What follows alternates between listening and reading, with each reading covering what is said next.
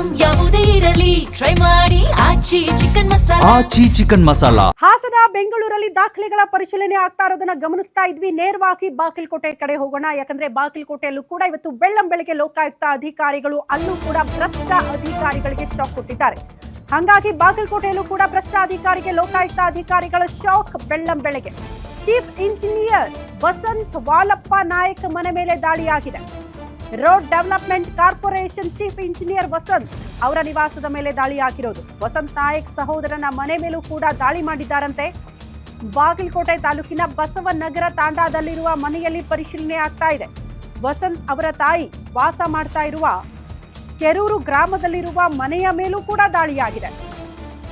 ಬಾಗಲಕೋಟೆಯಲ್ಲಿರುವ ವಸಂತ್ ನಾಯಕ್ ಅವರ ಸಂಬಂಧಿಕರ ಮನೆ ಮೇಲೆ, ಅವರ ಸಹೋದರನ ಮನೆ ಮೇಲೂ ಕೂಡ ದಾಳಿಯಾಗಿದೆಯಂತೆ.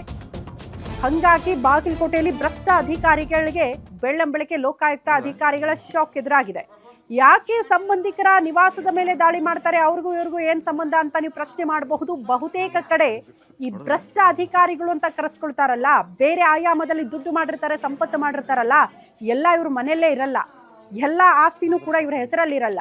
ನಾಳೆ ದಿನ ಹಿಂಗ್ ರೇಡ್ ಆದಾಗ ತೋರಿಸ್ಬೇಕು ಅನ್ನೋ ಕಾರಣಕ್ಕೆ ಬೇರೆ ಬೇರೆ ಕಡೆ ಸಂಪತ್ತುಗಳನ್ನ ಇಟ್ಟಿರ್ತಾರೆ. ಪ್ರಮುಖವಾಗಿ ಸಂಬಂಧಿಕರ ನಿವಾಸದಲ್ಲೂ ಕೂಡ ಕೆಲವೊಂದು ಬಾರಿ ದುಡ್ಡು, ಚಿನ್ನಾಭರಣ ಇದೆಲ್ಲ ಕೂಡ ಇವ್ರಿಗೆ ಸಂಬಂಧಪಟ್ಟಿದ್ದು ಕೂಡ ಪತ್ತೆಯಾಗಿರುತ್ತೆ.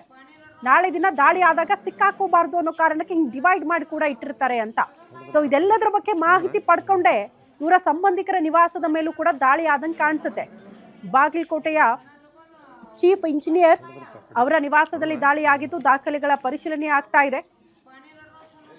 ವಸಂತ್ ಅವರ ಸಹೋದರ ಭೀಮಸೇನ ಅವರ ಮನೆ ಮೇಲೂ ಕೂಡ ದಾಳಿ ಮಾಡಿದ್ದಾರಂತೆ. ಇವತ್ತು ಅಧಿಕಾರಿಗಳಿಗೆ ಒಟ್ಟು ಇವ್ರಿಗೆ ಸಂಬಂಧಪಟ್ಟಂತ 3 ಕಡೆ ದಾಳಿ ಆದಂಗೆ ಕಾಣಿಸುತ್ತೆ.